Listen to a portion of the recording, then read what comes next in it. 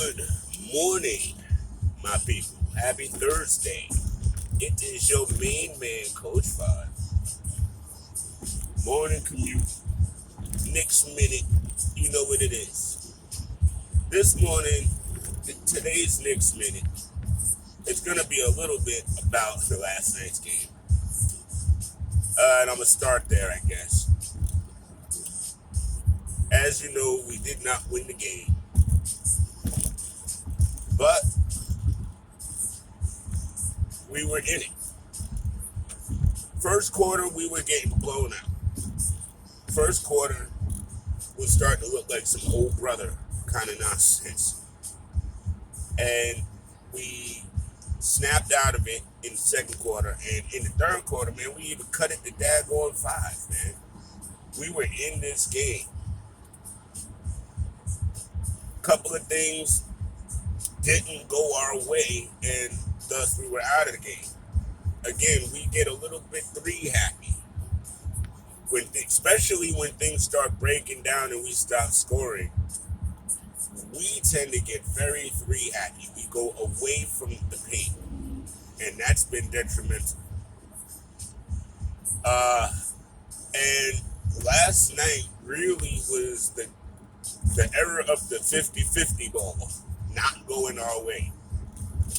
I mean, even that one where Mitch blocks it, and it's tipped in the air, and Fournier almost comes down with it, but Steven Adams gets a little finger on it, and it carries to the Grizzlies, and they kick it out to the corner for that 3, which kind of killed the momentum of that time. The 50-50s, man, that's where we messed up at.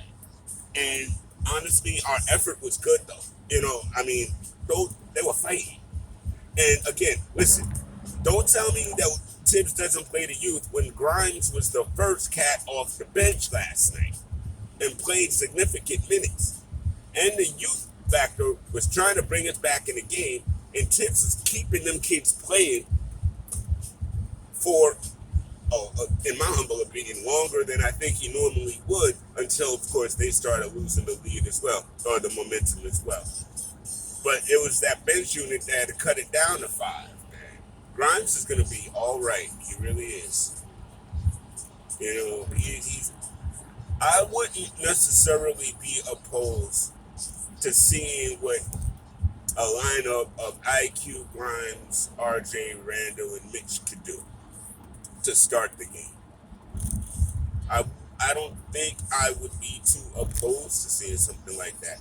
Because at the end of the day, as much as a real warrior he's been for us, Burks is not a point guard. I've said that a million times over. And I actually feel like he's a better spark plug of offense off the bench than he is as a main starter. You know what I mean? Putting those minutes in. I just think him in bursts of offensive prowess is a better fit for what we're trying to do, to be perfectly honest. And we are to the point where I don't necessarily think we can survive games without Grimes' defense on these point guards. You know what I mean? So I'm looking at perhaps in the future, and I don't know if Tibbs will do it, but I think IQ and Grimes need to kind of starting. I mean, and again, Fournier is the most wildest of cards because when he is hitting, we really, really could use that offense. But if he's not hitting, he can't afford to get lost either. And that defense has to stay up regardless. And honestly, I feel like because IQ was a part of the team last year, he really understands what Tibbs wants on defense. Grimes is just naturally defensive minded. So I feel like that should actually be the guys on these guards. And IQ is very agile and very nimble. His shot has been off as of late, but I think that's also because, quiet as kept, I think he wants to start. I mean, especially where you got Derrick Rose on the shelf right now, and Kemba is just not being impactful, unfortunately. And on defense, he kind of has to get beat because if he exerts on defense like he does on offense, he won't be able to sustain playing games. He's going to blow that knee. And that's just a reality. You know what I mean? So he has to pick and choose. And unfortunately, we aren't at a place where picking and choosing, when you play your defense and stuff like that, we don't need that right now. But making yesterday about Randall, and yes, listen, B-Knicks, I know. You don't like Randall, and there's a few out there that don't, and I get it. Listen, he has not been the guy like he was last year, and I get that 1,000%. But you don't make everything out to be one person's fault, like Kendrick Perkins attempted to do this morning with that silly ass tweet of his that literally made no sense if you actually watched the game. Randall was not out of tune. It just said it. Nah, not last night. Not last night. Maybe you messed around and watched an old game from last week or something like that, thinking it was like recent. But again, this is why I do it. This is why I believe this is why Daddy does it. This is why a lot of us do this. Because there are too many people with the national moniker talking reckless, to be perfectly honest. You know what I mean? They look at some stat lines or they look at some clips and they think they know the whole game and how it went down. And in this microwave society where everybody wants the information fast and quick and nobody actually checks, we are the most hearsay generation there is because all somebody got to do is say it and half of y'all gonna believe it, whether y'all see it or not. So I just feel like, the narrative has to be protected, man, because these ESPNs and folk are just looking to get their clicks on, and they know that Knick fans are ravenous, and they know that all you got to do is mention the name of the team, and people are going to dive into the articles or listen to whatever the pundit is saying. So, honestly, protecting the brand is wild important to me. If that makes any sense. So, again, and my man Alex T had a great quote and a great tweet this morning, which I retweeted. And I actually added it at Perk because that's how you tell the story right. You know what I mean? There was good effort. We just did not win the 50-50 balls. And at the end of the day, shots didn't fall. But we didn't give up. We didn't have bad body language, blah, blah, blah, blah. So listen, an L is an L. And sure enough, I'm not really fond of catching L's. But, dude, Memphis is also a really serious team this year. They're a team that's on the rise, and they're a team that does not feel like they can lose. And I really need us to get back to feeling like that. But last night, that was Memphis. I will say Obi's game is rounding out to form. He's still not consistent, but it's getting a lot better, and he's doing a lot more with the minutes that he's getting. You know what I mean?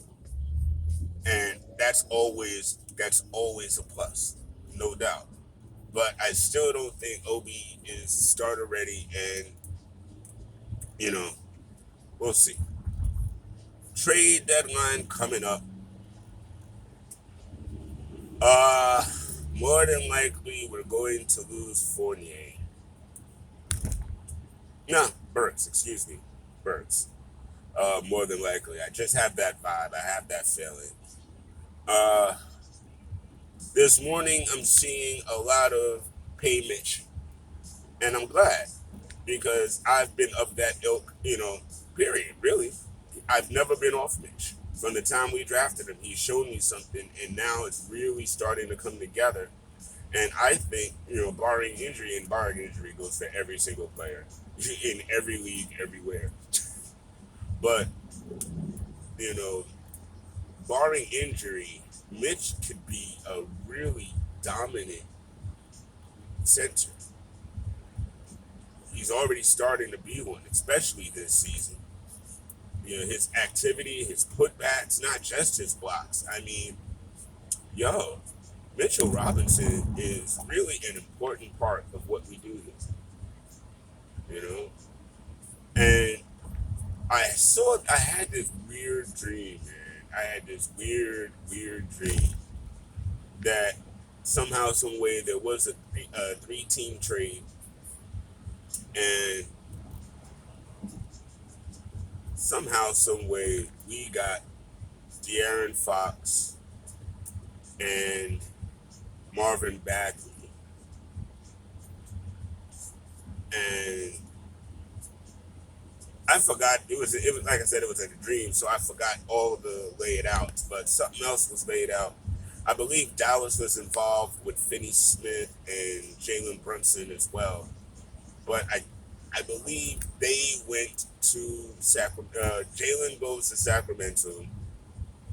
Randall goes to Dallas, and Fox ended up in New York. But we had to take Marvin Bagley, so we gave up Fournier as well. And Marvin was now the backup to Mitch. No, it wasn't Fournier we got rid of. It was Nerlens.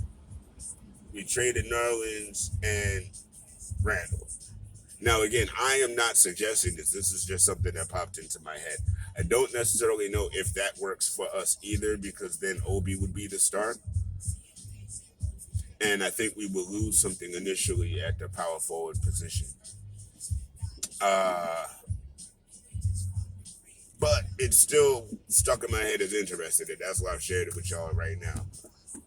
So when y'all watch this, let me know what y'all think of that trade. Let me know what y'all think of my idea of having IQ and Grimes along with RJ, Randall, and Mitch at the start. Let me know your thoughts on should Mitch get his contract. Well, you know what? If you don't think he should, maybe you don't tell me. Because I don't want to be like arguing today.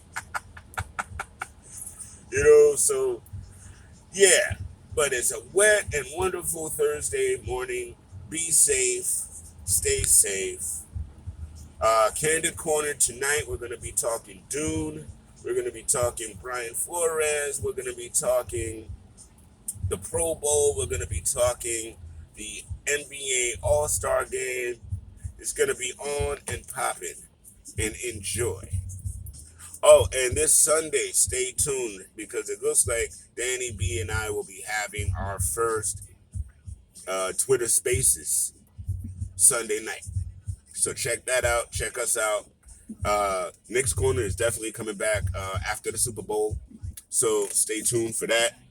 Big things are going. Have a great day. Talk to y'all later.